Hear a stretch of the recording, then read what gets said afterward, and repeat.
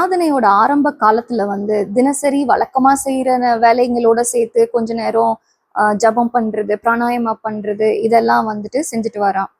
இது சில காலம் செய்யறான். அதுக்கப்புறம் சில வருஷங்கள் ஆனதுக்கு அப்புறமா கூட இது அவ்வளோ சுலபம் இல்லை அப்படின்றத அவன் உணர்றான். அவனால குடும்பத்தோடையும் ஒட்டி மகிழ்ச்சியா வாழவும் முடியல, அதே நேரம் கடவுளையும் அடைய முடியல. கடவுள் மகாமாயில இன்னும் நம்மள வச்சிருக்காரே அப்படின்றத அவன் உணர்றான். இதுக்கு காரணம் என்னன்னா, உதடளவில் தான் அவன் முருகா முருகான்ற நாமத்தை எடுக்கிறானே தவிர, which is mechanical lip sanding அப்படின்னு சொல்றாங்க. மனதளவுல இருந்து, அதாவது ஃப்ரம் ஹார்ட் அவன் உருகி கடவுளை வேண்டணும். அந்த மாதிரி ஒரு லவ் அஃபேர் கடவுள்கிட்ட வைக்கும் போதுதான் கடவுள் நம்ம பக்கம் திரும்புவாரு. இறை நாமங்களை வெறுமனே உதட்டால் மொழிந்து வந்தால் மட்டும் போதவே போதாது.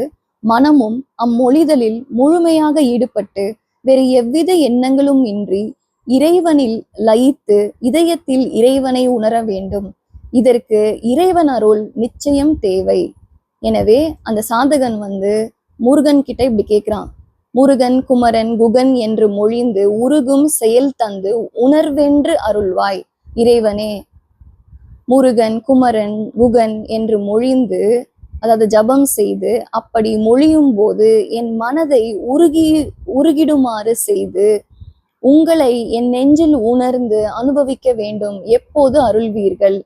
இப்போ வெறும் மொழிதலோடு ஆரம்பிக்கப்படும் சாதனை அன்புடன் பக்தியுடன் விடாது தினம்தோறும் தொடங்கப்படும் பொழுது காலப்போக்கில் அவனுடைய சாதனையின் சக்தி, அம்மந்திரத்தின் சக்தி மற்றும் ஈஸ்வரின் கிருபையும் ஒன்று சேர்ந்து தேவையான மனோபாவத்தை உண்டு பண்ணும். அதனால் அவன் மனமும் நெகிழ்ந்து உருகி நெஞ்சுக்குள்ளே இருக்கும் இறைவனை உணர செய்யும். இப்போ அந்த ஸ்பிரிச்சுவல் சீக்கருக்கு நல்லாவே தெரியுது, இடைவிடாம தொடர்ந்து சாதனை மற்றும் ஈஸ்வர கிருபை ஆகிய இரண்டின் அவசியத்தை இப்போ அவன் நல்லா உணர்கிறான். இந்த பழைய சம்ஸ்காரங்கள் இருக்குல்ல, பாஸ்ட் லைஃப் இம்ப்ரிண்ட்ஸ், இது ரொம்ப டீப்பா எம்பெட் ஆயிருக்கும் நம்ம சப்கான்ஷியஸ்லன்னும்.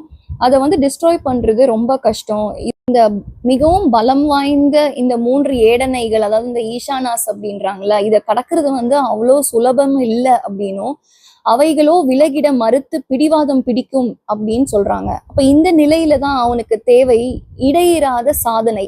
அச்சாதனை மிக நீண்ட காலத்திற்கு இடைவிடாது தொடரப்பட வேண்டும். இறை அருளால், அதாவது ஈஸ்வரன் கிருபையால் மட்டுமே அவைகளை அழித்தொழிக்க இயலும் என்றும்